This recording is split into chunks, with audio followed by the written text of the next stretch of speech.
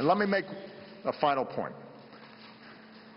For a while now, the main contribution of some of my friends on the other side of the aisle have made in the fight against ISIL is to criticize this administration and me for not using the phrase radical Islam. That's the key, they tell us. We can't beat ISIL unless we call them radical Islamists. What exactly would using this label accomplish? What exactly would it change? Would it make ISIL less committed to trying to kill Americans? Would it bring in more allies? Is there a military strategy that is served by this?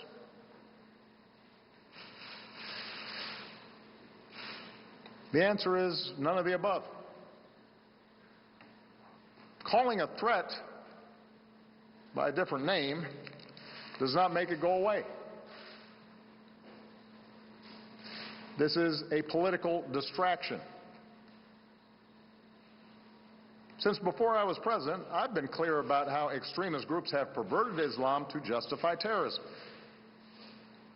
As president, I have repeatedly called on our Muslim friends and allies at home and around the world to work with us to reject this twisted interpretation of one of the world's great religions. There's not been a moment in my 7.5 years as president where we have not been able to pursue a strategy because we didn't use the label radical Islam. Not once has an advisor of mine said, man, if we really use that phrase, we're going to turn this whole thing around. Not once.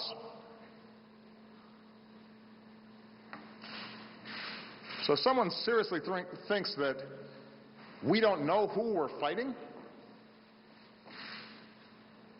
if there's anyone out there who thinks we're confused about who our enemies are, that would come as a surprise to the thousands of terrorists who we've taken off the battlefield.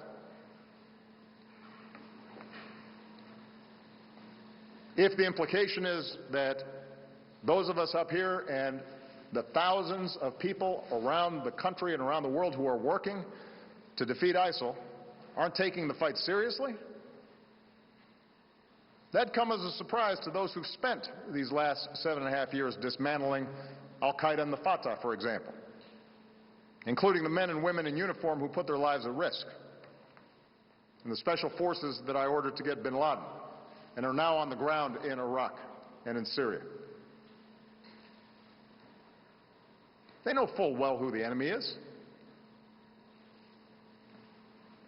So do the intelligence and law enforcement officers who spend countless hours disrupting plots and protecting all Americans, including politicians who tweet and appear on cable news shows. They know who the nature of the enemy is. So there's no magic to the phrase radical Islam. It's a political talking point.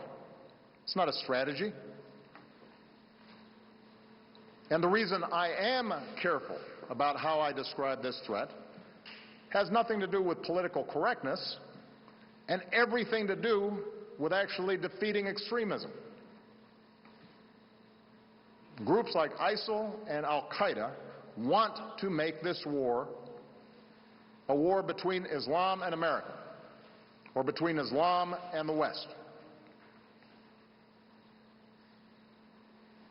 They want to claim that they are the true leaders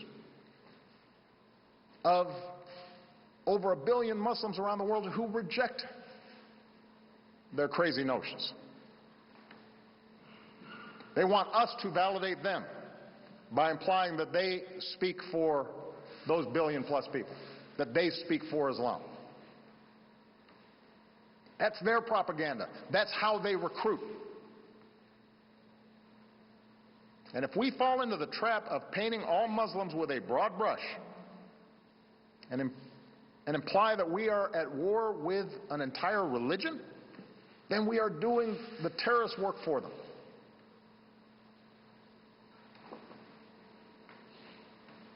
Now, up until this point, this argument about labels has mostly just been partisan rhetoric.